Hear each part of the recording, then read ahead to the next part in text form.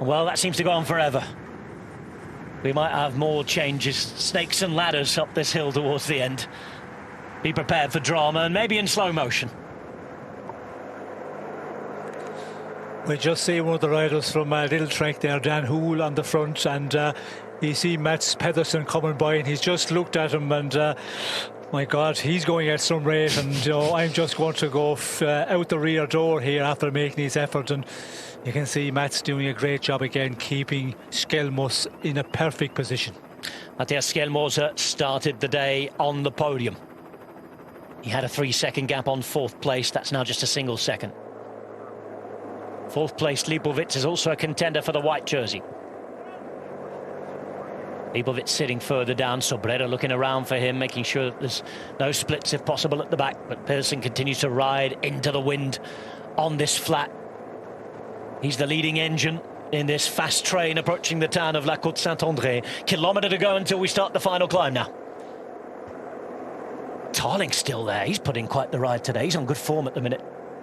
He certainly is, and he showed that yesterday, going into that move, and he is in real strong shape here, and he has to, just position his men here. I don't think this finish for him is a one that will suit him at all here, but we can see, a lot of riders just losing contact here under the real pressure piled on by Little Trek and Mats Pedersen, and now we're getting into the point where you have to be top 5, top 10 maximum, because with the steep gradient, if a rider miss the gear change, you can get held up, and any little bit of knock off in pushing at all, well, then you can lose ground very quickly. So position is of major importance here. A couple of Movistar riders caught in that split behind, by the way. They're still trying to sew it back together before we start the climb, and the climb begins here, left hand side at this roundabout. It's all been barried off. It's just a curve to the left, and it's going to be Mats Pedersen. Who else? Who's going to lead them into the start of this climb? Matteo Jorgensen is well positioned. A bit further down, you can see Jonas Vingegaard sitting at the back with the Campanites. Let's see how he reacts. But it's Pedersen who goes. Tarling's there with him. Zingli, and then Matteo Jorgensen. Pedersen is done. Super job today to get his man into position at the bottom of the climb. We're looking at the front here in yellow at Jorgensen. We're looking at the back in yellow at Vingegaard. Second and first. 1.5 kilometers to go. And it's now Zingli. Third wheel, you can see that McNulty's there. Being dropped already, Narvaez. Matthews, 1:04 for Movistar. Here is Cepeda, the Ecuadorian time trial champion. Now Vingegaard starts to move up when the road gets a little bit wider. And it's Zingli who is just holding this pace at the front. Alaphilippe is still in the bunch. In the purple, left-hand side, fourth wheel, Ben O'Connor looks to make amends for yesterday. The gradient is already in double digits. On the right, Guillaume Martin starts to move. Jack Haig's there as well. Vingegaard gathering pace and following, marking Joao Almeida on the left-hand side.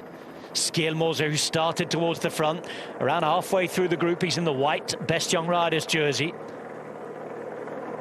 1.2 Ks to go.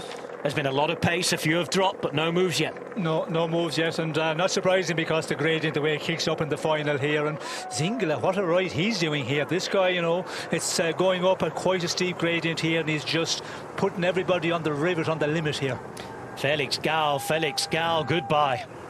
Deary me, a kilometre to go. Not a good day for him. Not a good race for him at the minute. Zingler's done. This is McNulty.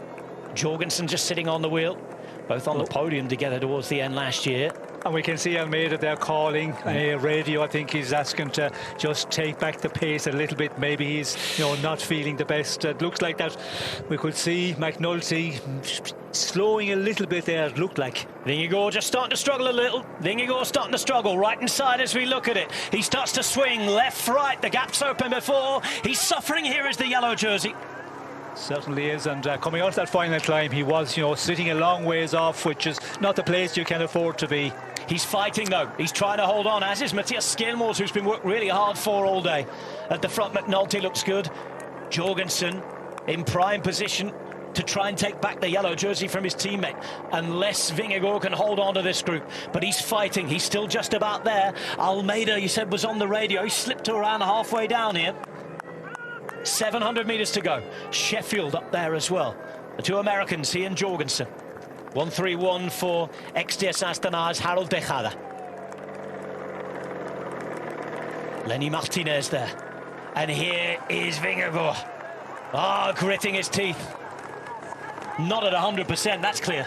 No, certainly not, and going to chip a lot of time here because, you know, still 600 metres to go. It doesn't sound a lot, but with this gradient, if you're struggling, you're going to, you know, take, 20, 30 seconds pretty quickly. He's in esteemed company, though, because alongside him is Skjelmose. O'Connor's down there, and it's Jorgensen here at the front. 15% riding, as it stands, back into the lead in Paris-Nice. There is a gap now to Vingegaard. 540 metres to go. Skjelmose's really suffering today. The two Danes not looking so great at the back. Almeida. He'd been set up well, but he too played that usual game. He's backwards, but when he does that, we often see him forwards. Alaphilippe's hanging in nicely here today. He's down the black jersey, fifth wheel, but it's Jorgensen, Sheffield. Arensman in trouble down with Vingegaard here. And for Movistar, Pablo Castillo's with them. Jorgensen's giving everything, but Nolte's trying to follow. Lipovic is the latest, looking like he's really gripping the bars. The gradient up to 18%. Just 400 metres to the finish. Almeida starts to lose the grip. Alaphilippe is going with him. It's Jorgensen, Sheffield, Tejada. Champoussin is there as well. Lenny Martinez and Lipovic.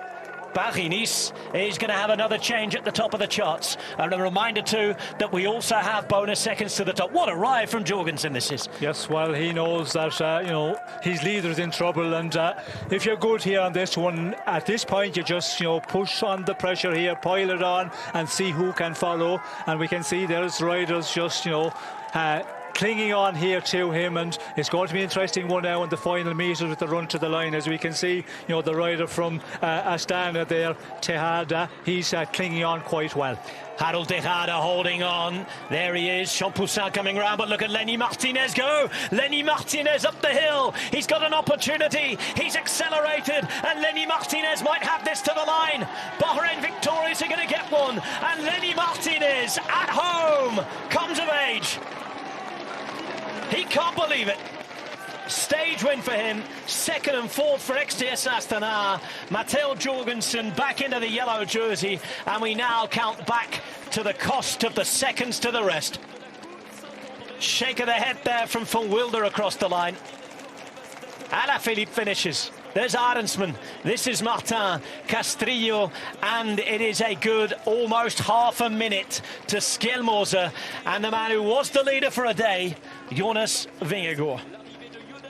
More drama up the hill there. Quite the ride from Jorgensen. He's ridden himself back into the yellow jersey. However, it's victory for Lenny Martinez at Bahrain victorious.